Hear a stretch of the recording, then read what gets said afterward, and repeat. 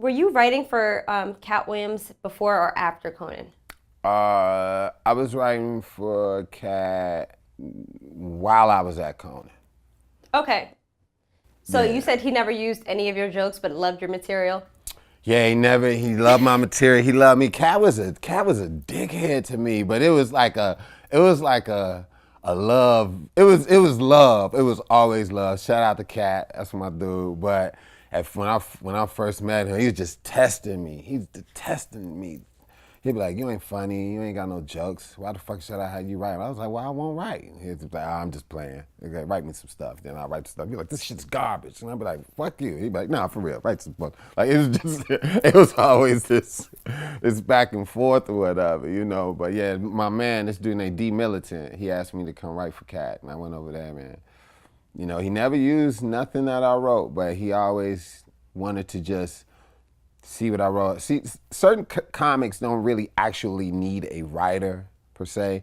They just need somebody around them that will make them think differently about certain things, and then they'll have their own ideas. They just will now know how to format it, and sometimes they'll say something, and they just need somebody around them to be like, "Yo, that's funny. You should write that down." And then they go, "Oh," because they're so funny just being who they are. They just need somebody to point that out every now and then. You know what I'm saying? Just like, "Yo, that was funny right there." So that was a lot of that going on with Cat too. So the things that I wrote, it was cool. And it probably gave him ideas to talk about other stuff, but he didn't actually write. He didn't use what I wrote, but he would take probably like the cadence of it and do something else with it. But yeah, but What was that experience like watching him perform, watching his creative process? who Cats? Yeah. Oh, it was great. It was great because Cat was already Cat. Like, it wasn't like I came along and Cat was already Cat. He was already Katt Williams, and he was at the peak of his joint, like doing it. But he was doing so much stuff at the time. I guess he thought, man, if I get some writers together, this would help out. But Cat was so great, he didn't need none of us. He just was. He thought he did, but what we did was we just gave him that spark to really look into himself and pull out what he already had within him or whatever. And then to see him go perform that and then perform stuff we didn't even know that he didn't run by us was amazing. It'd be like, whoa, like he already had that? Like, he was just a phenomenal dude that was very, like, Cat just on a whole nother level. Like, you don't know, like he's so brilliant. Like, you just don't know where he at with it, you know. But I like my geniuses crazy. Shit. Yeah. You know, like, I don't want no regular sane genius. Like, who wants that? Like, that's, I don't even trust no sane genius that get up and brush his teeth and read the paper and work out. I'm like, you ain't no genius, motherfucker. You need to be doing something fucked up in order for me to respect you as a genius. You know what I mean? Like, Yeah. you can look at the best of them. The best of them, I like that, you know, so. Yeah. I mean, he's been through a lot recently. Have you been in contact with him? No, well, actually, I seen him this summer. I mean, not this summer, this spring. No, earlier this year, February, I was down in Atlanta performing, and he came to the show. And we just sat back, took a picture, and just told him, "Man, I miss you." And he was just like, "Yeah, I miss you too. Keep doing what you're doing." And I'm like, "Cool." And then that was it. We just kept it moving, but it wasn't no, like, "Oh, man, what's up, boy? Call me, man. Let me get your number." It wasn't like that. Cat ain't like that. Cat Yeah. real private, and he keep it moving, you know. So, man, I love though Cat. Like, mad. He's still one of the baddest motherfuckers that's doing it at the end of the day, you know. So, I mean, is there a code? Can you make fun of his, like when he fought that teen or like little incidents, him getting caught up with the law? Are you allowed to make fun of him on stage? me, I Yeah. I don't personally, like, I leave it alone because there's two sides to every story, and I just don't even say nothing. If I don't hear his side, and I go with anybody, like, if it's two sides to every story, to me, I am a big advocate of that. Like, if I don't hear both sides, I have no opinion. But I see it, and I see what's popping, but I stay away from it. Like, I just be like, okay. Anytime he do something, I always go, he must have a reason for that. That'd be the first thing in my mind, but that was the reason why that happened. But I don't know what it is. Yeah.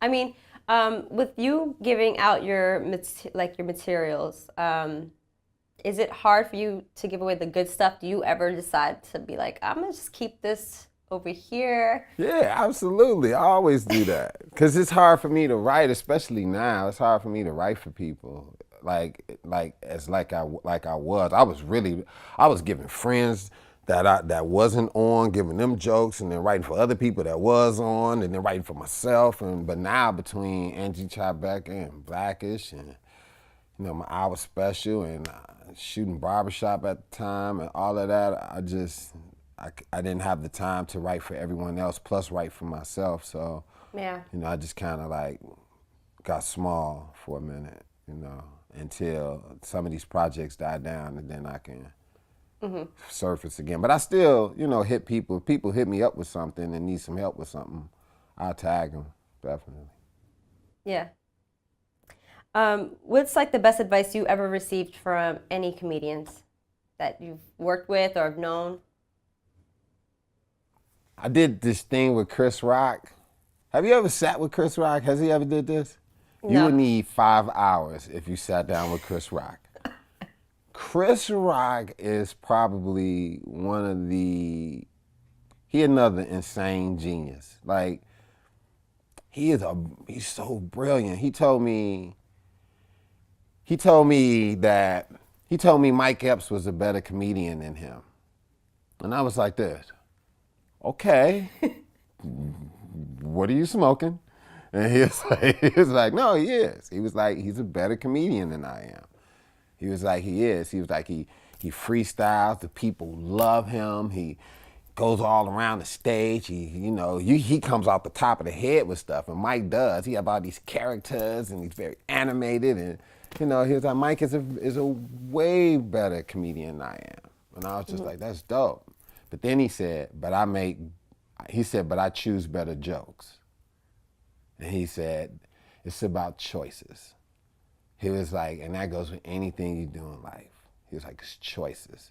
He was like, my jokes that I do, I write and I choose them and I make them better. Not saying that he was better than Mike Epps or nothing like that. He gave Mike his props, but he was saying, but the jokes that he chooses puts him in a whole nother lane. And it goes with anything that you do. I just thought that was a profound thing to tell me, that it's about your choices and about the jokes that you choose can outdo anything or make it just as even, And he said he loves Mike Epps. He loves Mike Epps, and he loves a lot of comedians. So that was something great. And he also told me that no matter what I do, I'm a comedian first. And he was like, just make sure you're a comedian first before anything. He was like, before you're a father, before you're an American, before you're black, before you're a man, you're a comic first, because that dictates how you carry yourself through society. Yeah. And once people know you as a comic, then that breaks barriers and colors and classes and all of that. So I thought that was great information to know too, because sometimes I had to be like, damn, okay, I got to be a father and I got to be this. And it's like, yo, I'm a comic first, and that dictates how I raise my son, and it does to this day. He's more aware, he's observant, just like his father, and I can instill these things in him because of who I am and what I do. Yeah. So I thought that was some incredible information that I needed to hear. You seem to have met and conversed with a lot of great comedians, and I just want to know, have you ever met or spoke to Bill Cosby? No, I never spoke to Bill Cosby at all. No, never been. I was gonna go to a show of his one time, but I never made it. Never did. Yeah. Never met him. How do you feel about that? Like everything that he's going through? With Bill? Man, it's two sides to every story. That's my answer. Until Bill called me up and be like, nigga, let me tell you what really happened. Until that happened, then it's two sides to every story. And Yeah. I never make judgment on nothing until I hear it. I'll go, man, that's fucked up. But I instantly go, I wonder what his story is or what her story is, you know, so, yeah. I mean, there's so many comedians too that went through some real life stuff, and I mean Richard Pryor, you know, and he was vocal about like his drug abuse, and I mean he caught himself on fire.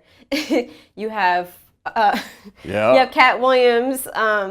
Unfortunately, social media is catching everything he does now. Yeah. I mean, do you think sometimes with comedians, I mean, big comedians, there's always like a scare that there's going to be a greater downfall for them later on? I mean, with social media right now, it just plays into what you can and can't do, man. It's just, you just have to lay low and just, you know, you have to know that you have to make moves knowing that that exists. But see, that's the thing that I was saying earlier. You don't know who's doing this shit on purpose or not. Because a lot of them know that it do exist. But I tell you this much, he gonna sit asses in, a lot more asses in seats than I am, because, you know, they know the stuff that he do, you know, and Yeah. they want to go hear him talk about it. But, yeah, I stay clear. Like, I try to stay clear of social media, but it's like, ain't a lot written about me. Anybody like, yo, Deon slapped a hot dog out his dude's hand, and like, you know, like, it ain't nothing written like that. But I'm not on the level like Katt anyway, neither. But I'm just saying that, you know that it exists. Like, I still make moves knowing that that exists.